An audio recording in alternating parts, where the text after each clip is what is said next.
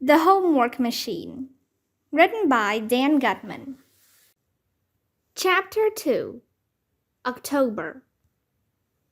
Judy Douglas, grade 5. I remember that day we first heard about the homework machine. It was late September, maybe early October. I heard Brenton and Snick talking, or at least I heard Brenton say something about a machine that does your homework for you. A homework machine? Can you imagine? It sounded like science fiction. It sounded like a joke. But Brenton isn't exactly known for his sense of humor. In fact, I don't think I've ever heard him crack a joke. At least not on purpose. Sometimes the kids laugh at the things he says when he's trying to be serious. Not me. That's rude. I thought about raising my hand and telling Miss Rasmussen what I had overheard. But I knew everybody already thought I was a big goody two-shoes, and I didn't want them calling me a tattletale too. Maybe I should have told Miss Rasmussen. None of this would have happened. I might have mentioned it to Kelsey. Kelsey Donnelly, grade 5. Oh, I totally believed it. Brenton's a dork, but he's a genius dork. I know he's gonna find a cure for cancer or win the Nobel Prize or something when he grows up. If any kid could create a machine that would do your homework for you, Brenton is the kid. And what's so amazing about it anyhow? They put a man on the moon, right? They grow babies in test tubes, right? So why couldn't somebody invent a machine that could do homework? Brenton Damagachi, grade 5. I knew I should never have told Snick.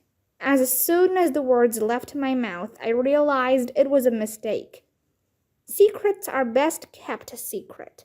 That's why they're called secrets. If I had kept my mouth shut, none of this would have happened. Sam Dawkins, grade 5. I say to Brenton, get out of town. There's no such thing as a machine that can do your homework for you. He says there is too, and he's got one. I tell him that if he really has a machine like that, he should show it to me. Put up or shut up, right? And when he says he doesn't want to, I just say that's proof that he made the whole thing up. He looks all guilty, like maybe he's gonna cry or something. Judy Douglas, grade 5. I told Snick to leave Brenton alone, but he wouldn't. He pestered him all the way out to the playground. It was really mean. Snick is one of those kids who doesn't know when to stop. He'll do something mean or say something mean, and you tell him to stop it, but he'll keep doing it. Then you raise your voice a little and say stop it, and he keeps doing it. And then finally, you shout at him, stop it, and he acts like, whoa, you don't have to shout, but you do have to shout, because if you don't shout, he doesn't get the message. And Brenton never shouts. Brenton Damagachi, grade 5. I didn't want to show the machine to anyone. I never planned to show it to anyone. But Snick was really giving me a hard time. He called me a liar and a fake, which I am not. Kelsey Donnelly, grade 5. I thought Brenton was gonna cry, really. Judy and me told Snick to knock it off. Brenton Damagachi, grade 5. Finally, I said to them, fine, come over to my house after school today and I'll show it to you. But you have to swear on your life you'll never tell anybody about it. Judy Douglas, grade 5.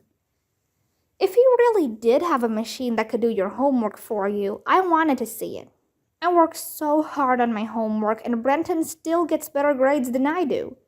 I wanted to see what tricks he was using. Kelsey Donnelly, grade 5. I didn't even want to go to Brenton's house, but I had nothing else going on after school, so I figured what the heck, beat sitting around. We rode our bikes over. Brenton's mom. You can imagine my surprise when Brenton came home from school with that boy Sam, who they call Snickwad, and these two girls. I don't remember the last time Brenton had a friend over. Maybe when he was a toddler and the kids had what we used to call play dates. And he never had a girl over. When he was little, the other kids never seemed to like him, or they couldn't relate to him. I really didn't know what was going on. It was always a matter of concern. I hoped he would grow out of it as he got older, and he would eventually fit in better socially. I was thrilled when the three of them came over. I thought that maybe Brenton had finally made some friends at school. I quickly whipped up a batch of those cinnamon rolls from a can and brought them up to his room for the kids. Just trying to be hospitable, you know? I wanted to hang around and get to know them a little, but they acted like they wanted me out of the room, so I went back downstairs. After all that happened later, I wish I had stayed. Judy Douglas, grade 5. I always wondered what Brenton's house would look like, what his mom would be like. Well, it was lovely, and so was she. She even made us these delicious cinnamon rolls. Sam Dawkins, grade 5. Brenton's room is weird. Most guys put up posters on their walls with pictures of their favorite athletes or rock bands or dirt bikes and stuff like that. Brenton has a picture of some old dude from ancient history.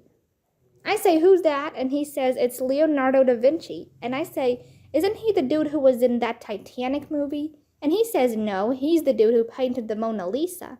And I say, "The Mona what?" And he says, "Oh, forget about it. Have another cinnamon roll." So I did. He has some bumper sticker on the back of his door that says, "War is not the answer," or something like that. That got me. You know, my dad was in the military, and these people who don't support the military get me really angry. I told him he was a hippie and a commie and stuff like that.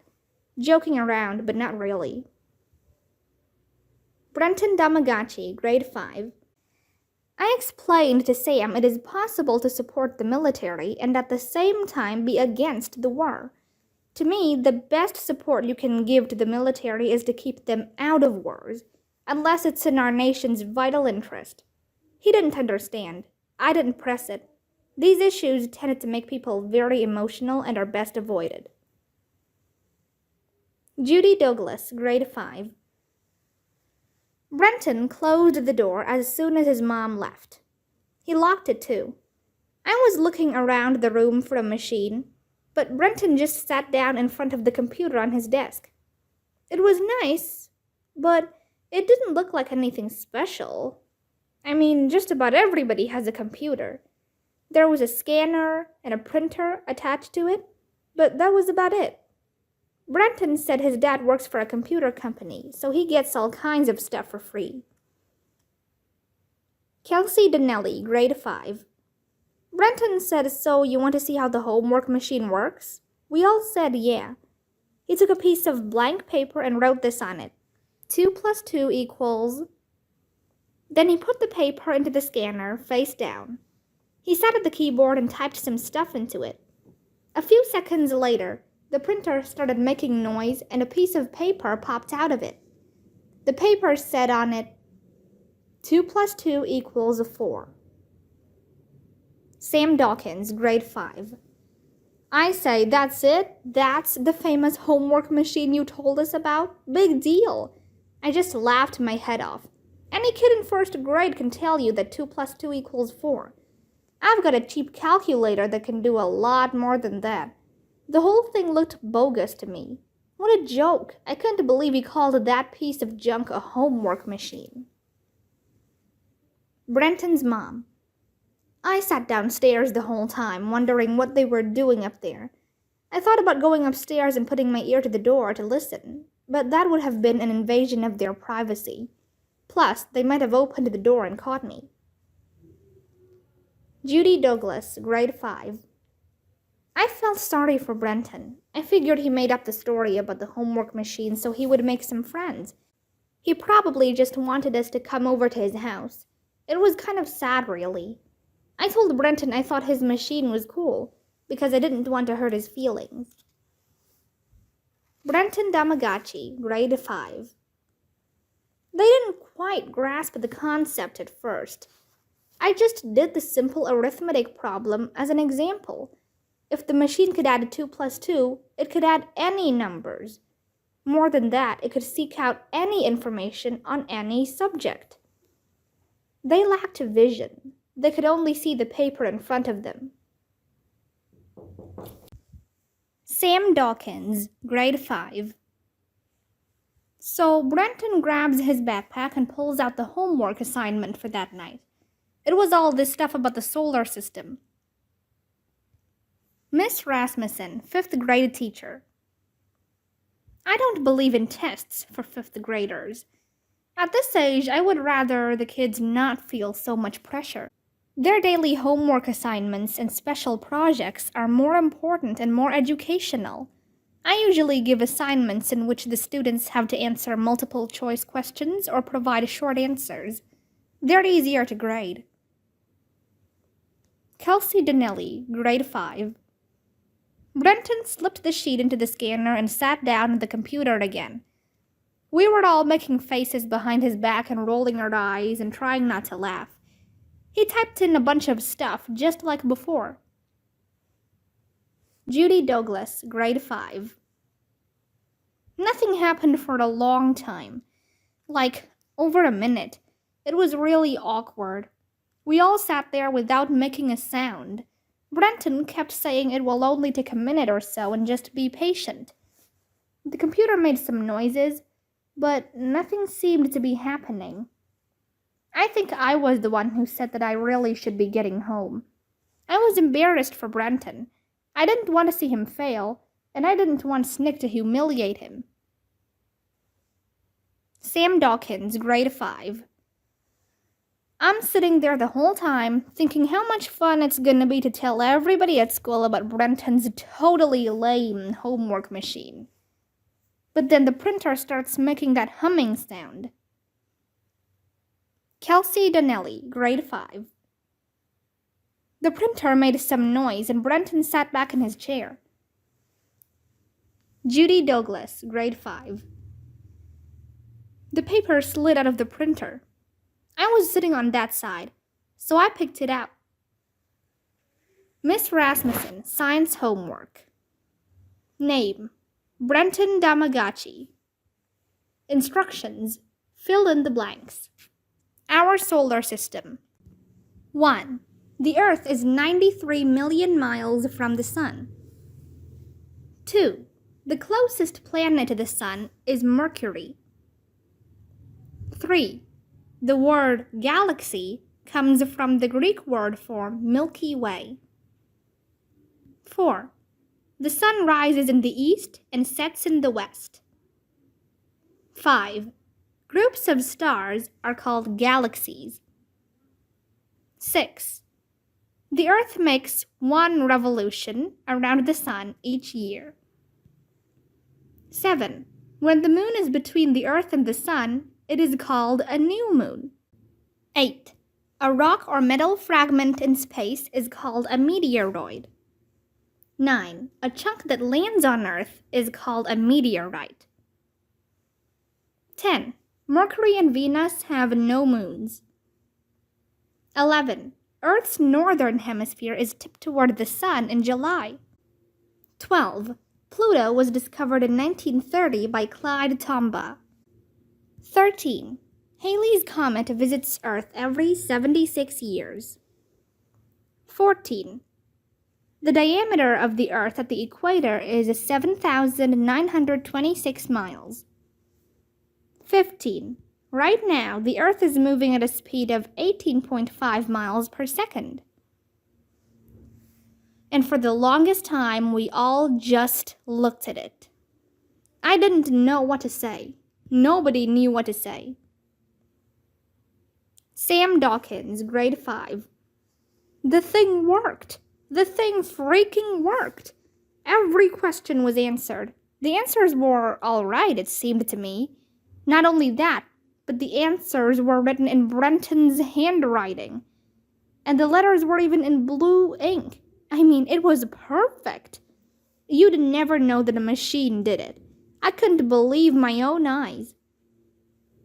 Judy Douglas, grade 5. We were all stunned. It was just amazing. It would have taken me a half an hour to look up all that information. Brenton just slipped the paper into the scanner and the answers popped out a minute later. If I hadn't seen it with my own eyes, I would never have believed it.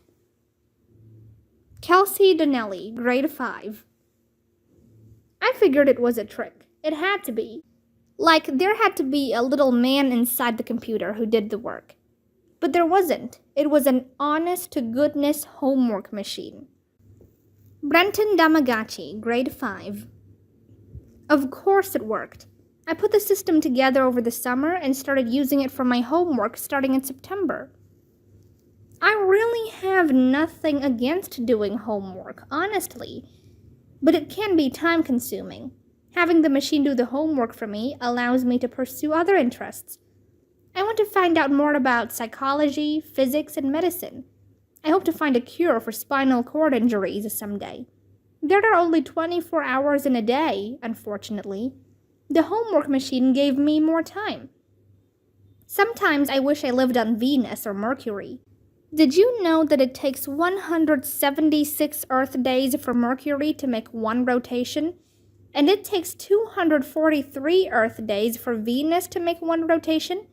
So a day on Venus lasts 243 Earth days. How much more could one accomplish in a lifetime if each day lasted that long? On the other hand, it would suck to live on Jupiter. A day there lasts only 10 hours. You couldn't get much done in that time at all. Plus, the planet is pretty much a giant ball of gas, which would be difficult to live on. Miss Rasmussen, 5th grade teacher. Sadly, Brenton is not challenged enough at our school. We simply don't have the resources to stimulate his mind properly. He needs to be in a school for special students like himself. He should be taking high school level classes. I certainly enjoyed having him in my class, but sometimes I felt that he was bored there. I have to teach for all the kids. In October, we did a special project in which I asked the students to design a catapult. You know, those machines they used in ancient times to hurl rocks and things? I thought this would be a good assignment because they would be learning about science, history, and physics, and they'd be having fun at the same time. Well, all the kids came in with these adorable little catapults made out of popsicle sticks and plastic spoons and rubber bands. Except for Brenton. His catapult was the size of a desk. It had ropes and springs and pulleys and levers. It even had a computer chip in it to help you aim the projectile you were firing. I didn't even understand it. It was simply amazing. We took all the catapults out of the playground and had a little contest. Most of them didn't work very well, but Brenton's threw a basketball over the school. I was sure that Brenton's father must have done all the work. Parents do that sometimes, and I knew that Brenton's father was a very smart man who worked in the computer industry. But no, at our parent-teacher conference, Mr. Damagachi told me he didn't even know Brenton had made a catapult. That was after Brenton brought it home and stored it in the garage. Brenton Damagachi, grade 5. You want to know about the catapult? I did a little research into Greek and Roman history. The basic principles of the catapult were known back in the 9th century BC. I merely refined them. I don't want to bore you with all the details, but basically, all the parts of the catapult need to be proportional to the size of the torsion springs. It's simple mechanics, really. That kind of thing was fun for me. I never would have used the homework machine for something like the catapult assignment. Sam Dawkins, grade 5. Catapults are cool. Miss R showed us some website that said the Romans didn't have gunpowder back then, so they used catapults to fling boulders and burning garbage and even dead bodies at their enemies in a war. Can you imagine you're fighting somebody and they start heaving rotten food and stuff at you? War was cool even back then. That was the first time I ever had a homework assignment that was cool. Judy Douglas, grade 5. I didn't like that catapult assignment at all. I didn't think that war was an appropriate subject for us to study in school. There are more important things for us to learn.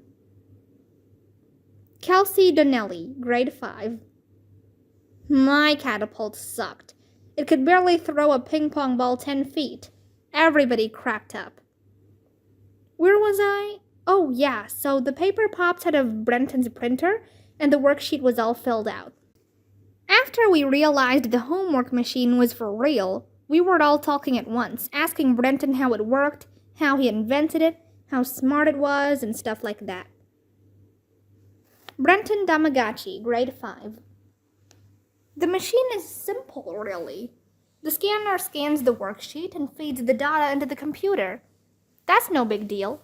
I modified pattern recognition software that would interpret the words and numbers to figure out what is being asked. If the information is already in the computer, such as the sum of 2 plus 2, the computer simply spits out the answer and the printer prints out a duplicate copy of the worksheet with the answers. If the information is not in the computer, such as the diameter of the Earth, the computer automatically goes to the internet, where virtually all of the world's knowledge is stored in digital form. It seeks out the answer from the most reliable website, cross-checks it against other websites, and the printer prints it out.